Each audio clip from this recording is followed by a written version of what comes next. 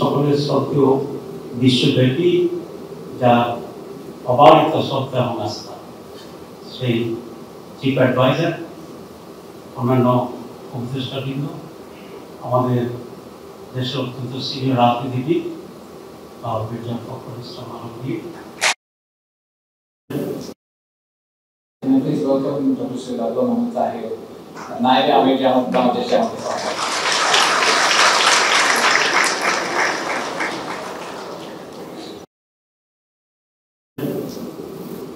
মাননীয় আমাদের সকলের সত্ত্বেও বিশ্বব্যাপী যা অবারিত শ্রদ্ধা এবং আস্থা, সেই চিফ অ্যাডভাইজার, অন্যান্য উপদেষ্টাবৃন্দ, আমাদের দেশের অত্যন্ত সিনিয়র রাজনীতিবিদ মির্জা ফখরুল ইসলাম আলমগীর। আজকের অত্যন্ত শ্রদ্ধেয় প্রিয় সম্মানিত আমেরিকার প্রবাসী ভাই ও বোনেরা, আসসালামু আলাইকুম ওয়া রাহমাতুল্লাহি ওয়া বারাকাতুহু। আমি খুবই আনন্দিত, উচ্ছ্বসিত এবং মাননীয় চিফ অ্যাডভাইজারের কাছে কৃতজ্ঞ। প্রথমবারের মতো একটি ব্যতিক্রমী উদ্যোগে একটি সরকারি সফরে দেশের রাজনৈতিক স্টেক হোল্ডার যারা আছেন তাদের প্রতিনিধিত্বকে নিয়ে একটা নোটিশ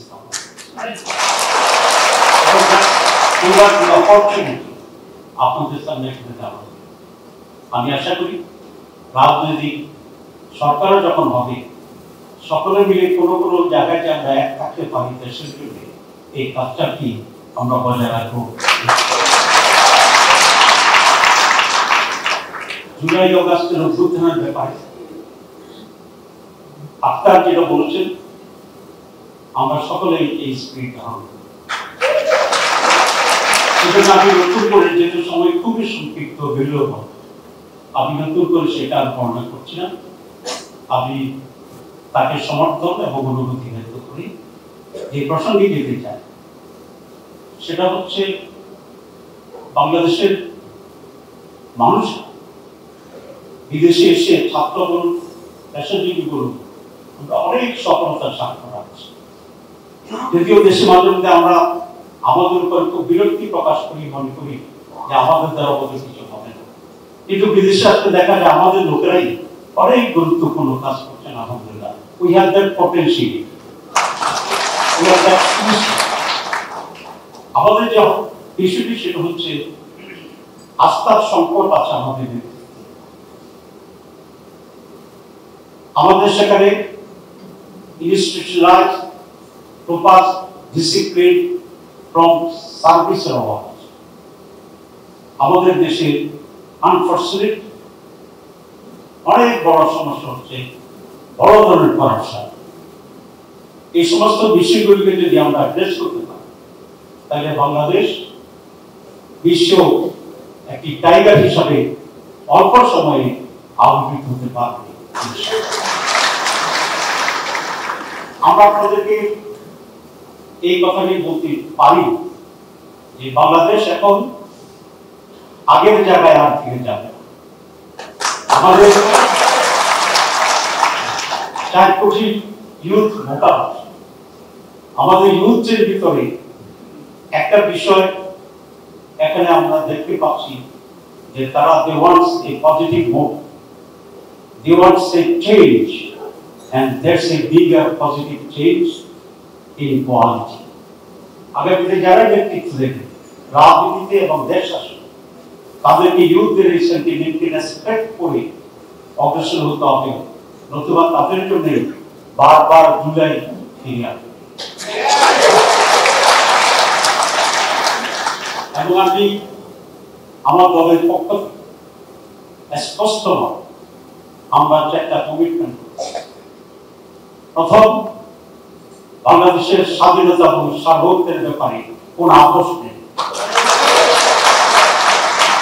চ্যালেঞ্জ যতই বড় হোক, যতই ছোট হোক, যতই দূর থেকে হোক, যতই কাছে হোক। নাম্বার 2, আমরা সাস্টেইনেবল ডেমোক্রেসির ব্যাপারে ওয়াদাবদ্ধ।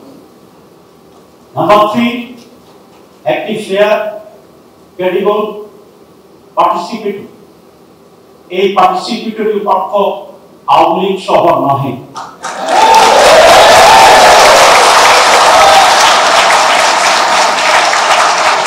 এই পার্টিসিপেটরি অর্থ হচ্ছে জনগণের বিপুল পার্টিসিপেশন, ভোটারদের পার্টিসিপেশন। সেই জন্য জ্ঞান পারবেন শিখি। 4, corruption free Bangladesh. Corruption zero tolerance. আমরা অতীতে কিছুটা প্রমাণ করতে পেরেছিলাম, যতটুকু আমরা দায়িত্বের সুযোগ পেয়েছি। ইনশাআল্লাহ আপনারা যদি আল্লাহর ইচ্ছা যদি আমরা সুযোগ পাই, এর বিরুদ্ধে সর্বাত্মক যুদ্ধ জিহাদ চলবে।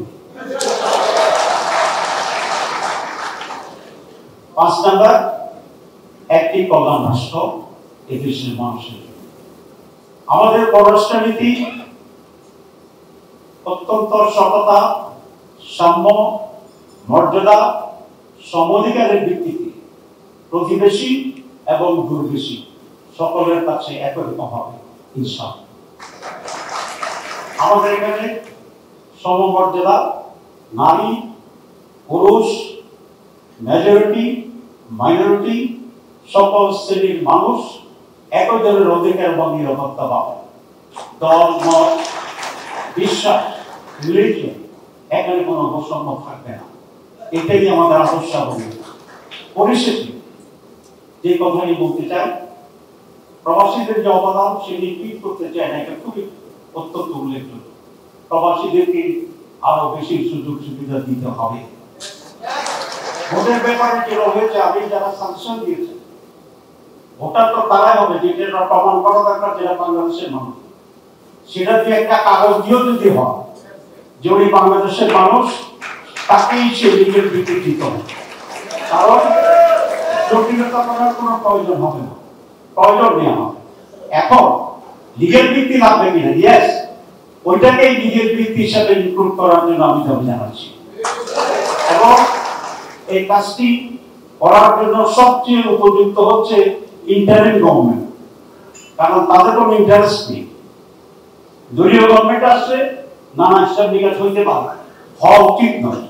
এই জন্য আমি মনে করি যত প্রতিবন্ধকতা আছে, যত উদ্যোগ আছে, সবটাই এই গভর্নমেন্ট সুন্দরভাবে, সুচারুভাবে, পরিপূর্ণভাবে পূরণ করে প্রবাসীরা যেন অবাধে ভোট দিতে পারেন সেই ব্যবস্থা নিশ্চিত করার জন্য আমি জোর দাবি জানাচ্ছি। সবাইকে ধন্যবাদ।